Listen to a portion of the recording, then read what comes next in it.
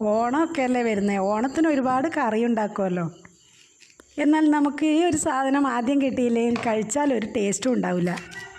അപ്പോൾ അതിനായി ഞാൻ ഏത്തക്കായ ഇതുപോലെ തൊലിയൊക്കെ കളഞ്ഞെടുക്കുന്നുണ്ട്. ഒരു കാര്യം പറയാൻ പറ്റുമോ, ആദ്യം നമ്മൾ കായ തൊലിയൊക്കെ കളയുമ്പോൾ തന്നെ നമ്മുടെ കയ്യിൽ പൊടിയുപ്പിട്ട് തേച്ച് എടുക്കണേ, അല്ലെങ്കിൽ അതിൻ്റെ കറയൊക്കെ നമ്മളെ കയ്യിൽ പിടിക്കും. ഇങ്ങനെ ചെയ്തെടുത്തില്ലെങ്കിൽ നമ്മുടെ കൈയൊക്കെ കറുത്തിരിക്കും കായയുടെ കറ പറ്റിയിട്ട്. ഇനി നമുക്ക് സാധാരണ ഇതുപോലെ തൊലി കളഞ്ഞെടുക്കാം.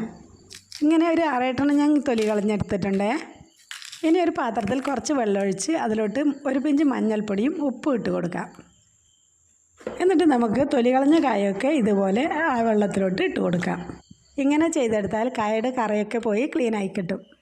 ഇനി ഇതുപോലെ വെള്ളമൊക്കെ കളഞ്ഞ് വേറൊരു പാത്രത്തിലോട്ട് ഇട്ട് കൊടുക്കാം. എന്നിട്ട് കായ ഇതുപോലെ നടുവേ പൊളന്ന് ഇതുപോലെ ചെറുതായി കട്ട് ചെയ്തെടുക്കാം. ഒരുപാട് വണ്ണം കുറയാൻ പാടില്ല. ഇതുപോലെ കനത്തിൽ വേണം കട്ട് ചെയ്തെടുക്കാൻ. ഇനി നമുക്ക് തിളച്ച എണ്ണയിലോട്ട് അങ്ങനെ തന്നെ ഇട്ട് കൊടുക്കാം. ഇത് ഒരു പ്രാവശ്യം തന്നെ ഒരുപാട് ഇട്ട് കൊടുക്കാം, ഒട്ടിപ്പിടിക്കുകയൊന്നും ചെയ്യില്ല. ഇട്ടപാട് തന്നെ ചെറുതായി ഒന്ന് ഇളക്കി കൊടുക്കണേ. ഇത് ആദ്യം ഹൈ ഫ്ലെയിമിലും പിന്നീട് ലോ ഫ്ലെയിമിൽ ഇട്ട് വേണം ചെയ്തെടുക്കാൻ. എന്നാലേ അതിൻ്റെ ഉൾഭാഗം നല്ല രീതിയിൽ വെന്ത് കിട്ടും. എന്നിട്ട് നല്ല ക്രിസ്പിയായി വരുന്നവരെ ഇളക്കിക്കൊണ്ടിരിക്കണേ. ഇതിപ്പോൾ ആയി കിട്ടിയതാണ്. ഇതിൻ്റെ സൗണ്ട് കോരുമ്പോൾ തന്നെ നിങ്ങൾക്ക് കേൾക്കാവുന്നതാണ്. നല്ല രീതിയിൽ ഇതുപോലെ വേണം ഫ്രൈ ആയി കിട്ടാൻ. ഇനി അടുത്ത പരിപാടി, കുറച്ച് അരിയെടുത്ത് ഇതുപോലെ വറുത്തെടുക്കണം. വറുത്തെടുക്കുമ്പോൾ ഇതിലോട്ട് ഒരു തുള്ളി എണ്ണ പോലും ഒഴിക്കാൻ പാടില്ല. ഇങ്ങനെയായി ചൂടാറിയതിന് ശേഷം മിക്സിയുടെ ജാറിലോട്ട് ഇട്ട് കൊടുക്കാം. പിന്നെ അതിലോട്ട് ഏലക്കയും ചുക്കുപൊടിയും.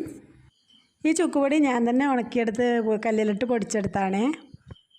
ചുക്കുപൊടി കുറച്ച് അധികം ഇടണേ, അല്ലെങ്കിൽ അതിൻ്റെ സ്മെല്ലോ ടേസ്റ്റോ ഒന്നും അറിയില്ല. പിന്നെ അതിൻ്റെ കൂടെ 2 സ്പൂൺ പഞ്ചസാരയും കൂടെ ഇടണേ. ഇനി നമുക്ക് നല്ല രീതിയിലൊന്ന് പൊടിച്ചെടുക്കാം. ഇത് മാറ്റി വെച്ചതിന് ശേഷം നമുക്ക് ഇതിനൊരു പാത്രം എടുത്ത് അതിലോട്ട് ശർക്കര പാവ് ഉണ്ടാക്കിയെടുക്കാം. ഞാനിവിടെ 3 അച്ച് ശർക്കര എടുത്തിട്ടുള്ളത്. ഇതുപോലെ പാവായി വരുമ്പോൾ ആ കയ്യിൽ വെച്ച് ഇതുപോലെ നൂൽ പരുവം പോലെ അയക്കിട്ടണേ. ഇതാണ് അതിൻ്റെ പാകം. ഇനി നമുക്ക് വറുത്തെടുത്ത ചിപ്സൊക്കെ ഇതിലോട്ട് ഇട്ട് കൊടുക്കാം. ഇട്ടപാട് തന്നെ ഇളക്കിക്കൊണ്ടിരിക്കണേ, അല്ലെങ്കിൽ ഒട്ടിപ്പിടിച്ച് പോവും.